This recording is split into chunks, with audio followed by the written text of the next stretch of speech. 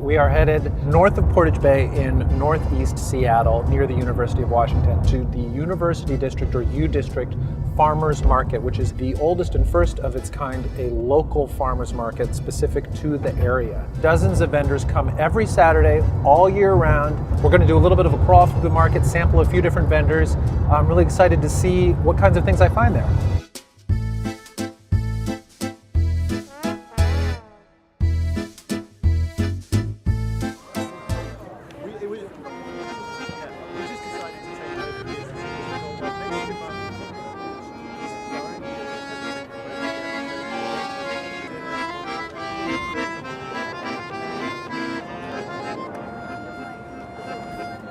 Hey, how you doing? Nice to meet you. I'm Lucas. Dylan. What's going on? So we're selling salmon here. It's mostly salmon that my dad catches up in Southeast Alaska. We sell all 5 species of salmon. All right, so we've got pink, we've got chum, we've got sockeye, Coho, and king. Would you let me maybe sample a couple of things? Of course. Maybe we could just start with what we have on the sample board, which is our smoked sockeye. We work with a little smokehouse out of Monroe, and they do the smoking for us. It's an alderwood smoke, honey and salt brine.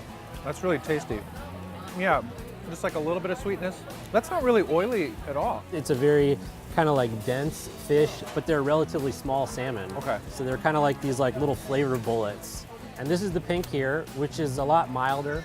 It's leaner than the sockeye, but it's got a nice kind of like smoky, almost kind of smoked meat. And it's kind got of like flavor to almost it. like a jerky quality to it. I see you've got some hot food options over here. We do a salmon slider, and then we've got toppings that are all sourced from market vendors that we work with here. I'll take one of those. Yeah, thanks so much. All right, we've got this beautiful salmon patty and this nice little brioche bun.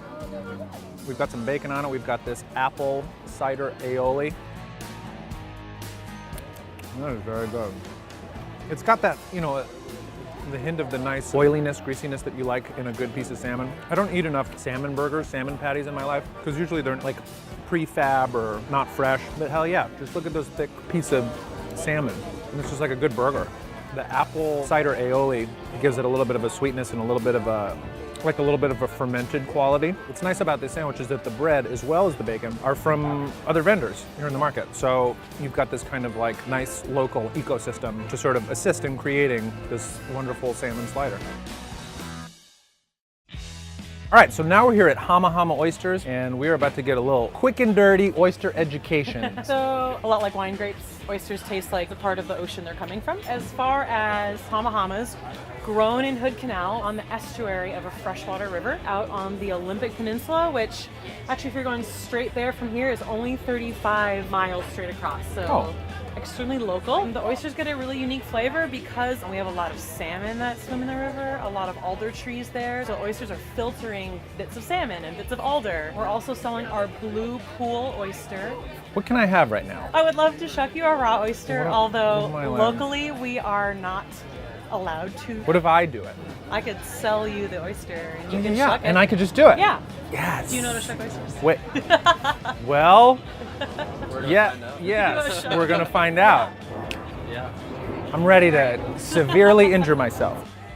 So blue pool oysters, you're going to be shucking it apart Yes. from the back end. From the back. And that's where the two shells come together. You Okay. can see a bit of a indent there. So you just kind of wedge this guy in here? Yeah.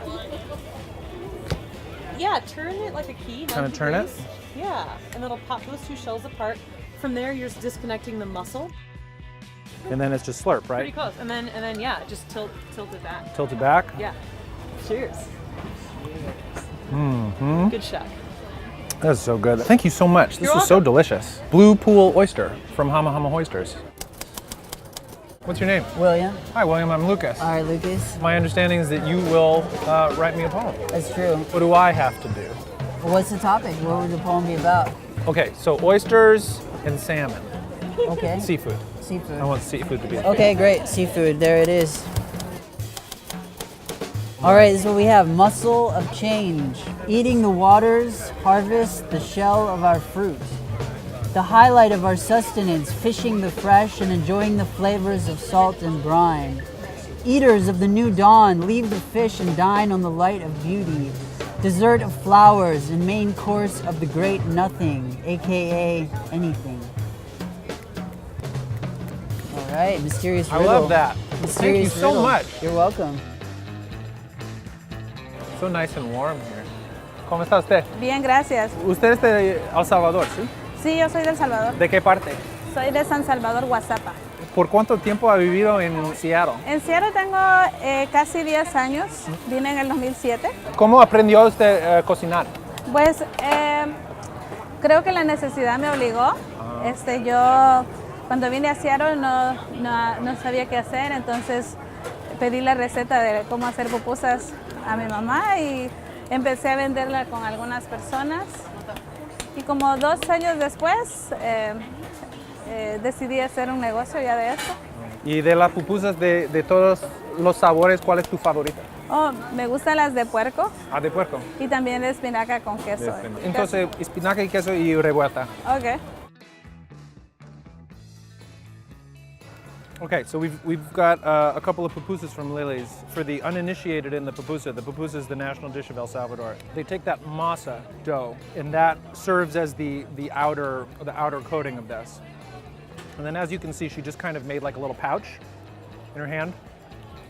Puts the filling in there, covers it up, and then it's lightly fried on that flat top grill. And it's typically served with this repollo, which is pickled cabbage and peppers and carrots, and then sauce all over it. These are very hot. Holy. But I love the soft masa and that ooey gooey cheese action. This one has chicharrón in it, which is like pork sausage. But what's great is, you make yourself a little bite with this really cold curtido or repollo, the cabbage on it. And it kind of cools off this super duper hot off the press pupusa. Pupusas haven't really had their moment yet, sort of in the national food consciousness, and I'm sort of waiting for that to happen. All my real Dining on a Dime heads know that we did pupusa first season in South LA. I love these very, very much.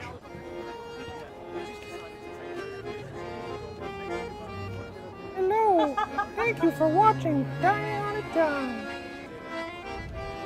Thanks for tuning into this episode of Dining on a Dime from the University District Farmers Market near the University of Washington, Seattle.